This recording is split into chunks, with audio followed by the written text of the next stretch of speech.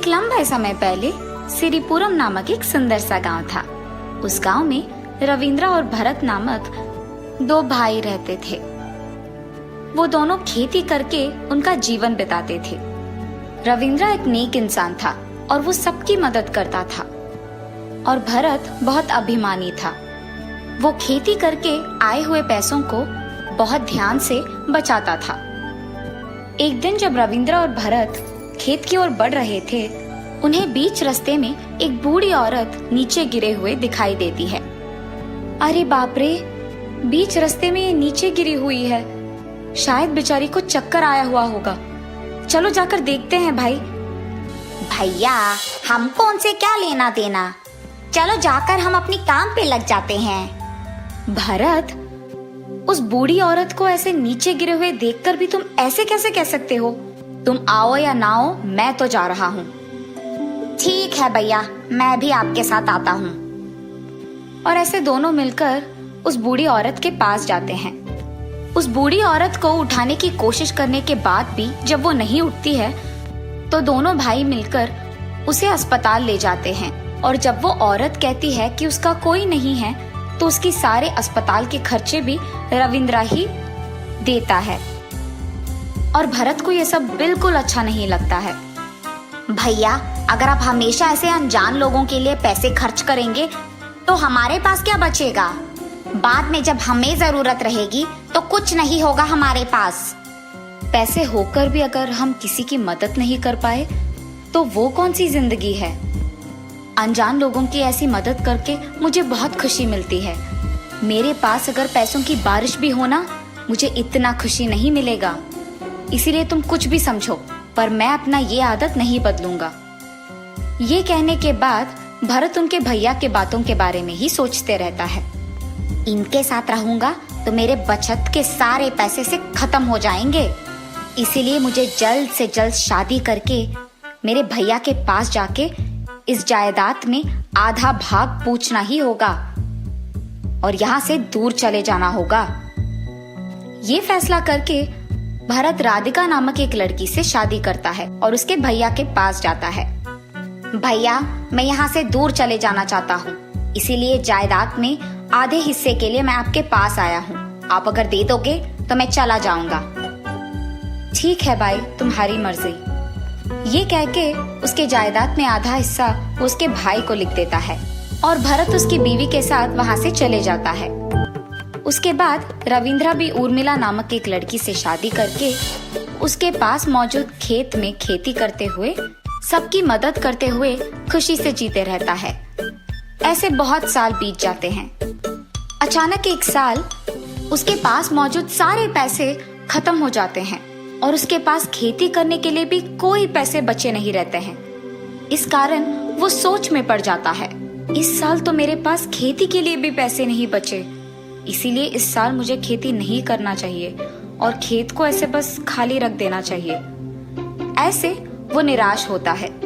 उसको दुखी देख उसकी बीवी उसके पास जाती है।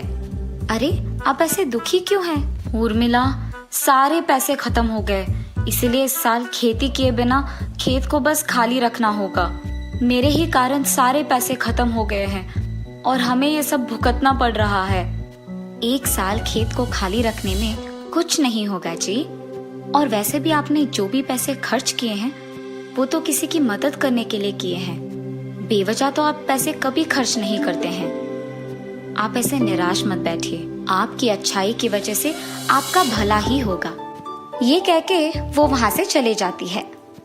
उसकी बीवी के प्रोत्साहन करने के बावजूद रविंद्र दुखी रहता है और ऐसे बहुत दिन बीत जाते हैं। खेत को जाकर बहुत दिन हो गए हैं, न जाने अब खेत कैसा है, मुझे एक बार जाकर देखना होगा। ये सोचकर वो एक दिन खेत की ओर जाता है। उसके सारे खेत में सिर्फ एक तरबूज का पेड़ होता है और उस पेड़ पे सिर्फ एक तरबूज होता है और उसे देख वो आश्चर्यचकित हो जाता है। अरे, मैंने तो कभी तरबूज का पेड़ नहीं लगाया, तो फिर मेरे खेत में ये कहां से आ गया? और वैसे तरबूज के पेड़ पे इतना बड़ा तरबूज कैसे होगा? मेरे जिंदगी में मैंने इतना बड़ा तरबूज कभी नहीं देखा। इसे तो मैं घर लेके जाऊंगा। ये फैसला करके वो उस बड़े तरबूज को उसके घर लेके जाता है। जब उर्मिला देखती है कि उसके पति एक बड़ा तरबूज घर लेके आए हैं तो उनके पास जाती है। सुनिए, आपको इतना बड़ा तरबूज कहाँ से मिला? उसके ऐसे पूछने पर रविंद्रा उसे जो कुछ भी हुआ बताता है। ठीक है, आप उस तरबूज को वहीं पर रख दीजिए और बहुत देर हो रहा है, हमें जाकर खाना खाना होगा। ऐसे वो दोनों तरबूज को एक जगह पे रख के खाना खाने चले जाते हैं और उसके बाद वो तरबूज के बारे में भूल जाते हैं और ऐसे बहुत दिन हो जाते हैं। एक दिन रविंद्रा उसके घर में बैठे सोच में पड़ जाता है। मेरे पास अगर पैसे होते तो मैं ऐसे खाली नहीं बैठा होता, खेत में खेती कर रहा होता। ये सोचते हुए वो दुखी होता है। रविंद्रा, रविंद्रा! ये आवाज आने पर वो घर के बाहर जाके देखता है। अरे, यहाँ तो कोई नहीं है, तो मुझे किसने बुलाया? ये सोचते हुए वो घर के अंदर जाता है। रविंद्रा, मैंने तुम्हें बुलाया। ऐसे बात करते हुए एक तरबूज उसके सामने जाकर रुकता है। क्या तुम बात कर सकते हो? हाँ, मैं तो बात कर सकता हूँ। और क्यों तुम ऐसे निराश बैठे हो? आपसे तुम्हारे पास जब भी पैसे नहीं हैं, तुम्हें निराश होने की कोई जरूरत नहीं है। जितने पैसे तुम्हें चाहिए मैं दूंगा। ये कह के वो तरबूज उसे बहुत सारे पैसे देता है। एक तरबूज को ऐसे पैसे देते हुए देख रविंद्रा दंग रह जाता है। अरे, तुम तो जादुई तरबूज लगते हो, इसलिए मुझे पैसे दे रहे हो। ऐसे वो उस तरबूज को देख बहुत खुश होता है। उर्मिला, उर्मिला, कहाँ हो तुम? जल्दी आओ। जी जी आई, क्या हुआ? ऐसे वो उसके पति के पास भागते हुए जाती है। उसके आंखों के सामने बहुत सारा पैसा देख वो दंग रह जाती है। अरे, इतने सारे पैसे आपको कहाँ से मिले? उसकी बीवी के ऐसे पूछने पर रविंद्रा उसे तरबूज के साथ जो भी हुआ बताता है। क्या आपको एक तरबूज ने ये सब दिया? अरे, तरबूज पैसे कैसे देगा? आप तमाशा कर रहे हैं क्या? नहीं उर्मिला, मैं तुम्हें सच बता रहा हूँ, अपनी आंखों से देखो। ये कह के वो फिर से उस तरबूज से पैसे मांगता है। उसके पैसे मांगते ही जब वो तरबूज उसे पैसे देता है तो उसकी बीवी ये सब देख आश्चर्यचकित हो जाती है।